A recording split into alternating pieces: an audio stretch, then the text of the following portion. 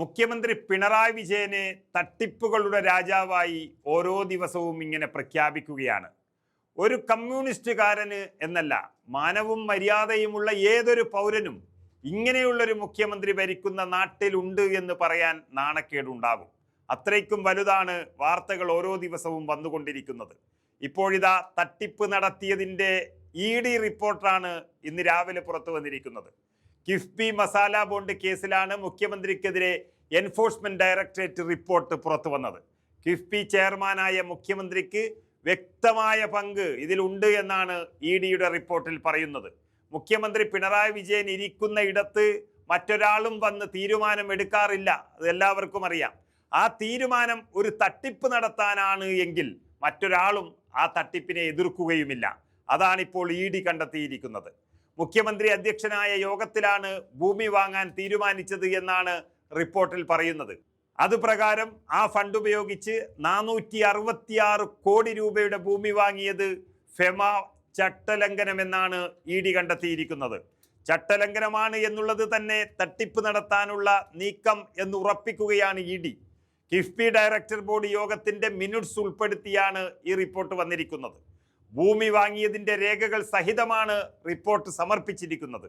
അതും ED 150ലധികം പേജുള്ള റിപ്പോർട്ടാണ് അഡ്ജുഡിക്കേറ്റിംഗ് അതോറിറ്റിക്ക് സമർപ്പിച്ചിരിക്കുന്നത്.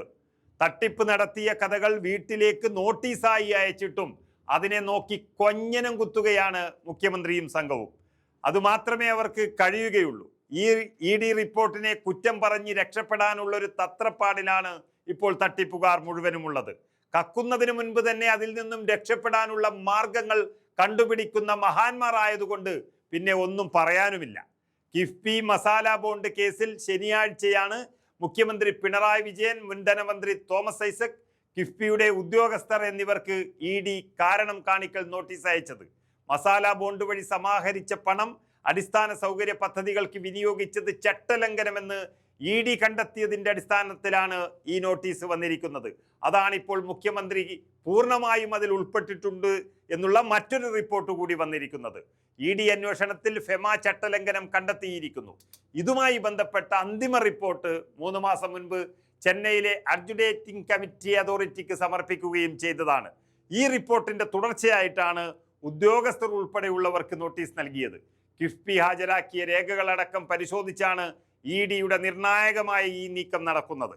നോട്ടീസിന് മറുപടി നൽകാതെ കോടതിയിൽ പോയി സാവകാശം തേടി കേരളത്തിലെ ജനങ്ങളെ ഇനിയും കബളിപ്പിക്കാൻ തന്നെയായിരിക്കും ഇതിലും മുഖ്യമന്ത്രിയുടെ പരിപാടി.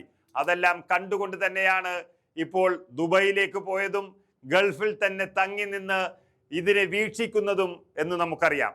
അങ്ങനെ നടത്തിയ എല്ലാ തട്ടിപ്പുകൾക്കും, അത് 374 കോടി രൂപയുടെ ലാവ്ലിൻ അഴിമതി മുതൽ അതിനുശേഷം നടന്ന പലതും ഇങ്ങനെ സാവകാശം കിട്ടുന്നത് കൊണ്ട് ഇനി ഒരു 5 മാസം കൂടി പിടിച്ചു നിൽക്കാമെന്ന് മുഖ്യമന്ത്രി കരുതിയിട്ടുണ്ട്. അങ്ങനെ ഏറ്റവും പ്രധാനപ്പെട്ട കേസുകൾ വരുമ്പോൾ ദുബായിലേക്ക് പറക്കുന്നതാണ് ഇപ്പോൾ അടുത്ത കാലത്ത് കാണാൻ വേണ്ടി കഴിയുന്നത്. അതുമല്ല, ഈ നോട്ടീസ് അയച്ച് പിന്നീട് അഡ്ജസ്റ്റ്മെന്റ് നടത്തുന്ന EDയുടെ സ്ഥിരം പരിപാടിയിൽ മാറ്റമുണ്ട് എങ്കിൽ മറ്റുള്ളവരെ ചെയ്യുന്നത് പോലെ പിടിച്ചുകൊണ്ടുപോയി ചോദ്യം ചെയ്യാനുള്ള ധൈര്യം ED കാണിക്കുമോ എന്നതാണ് കണ്ടറിയേണ്ടത്. കാരണം മസാല ബോണ്ടിൽ മുഖ്യമന്ത്രിക്ക് വ്യക്തമായ പങ്കുണ്ട് എന്ന് ഇന്നലെയും ഇന്നും പറഞ്ഞിരിക്കുന്നത് ED തന്നെയാണ്.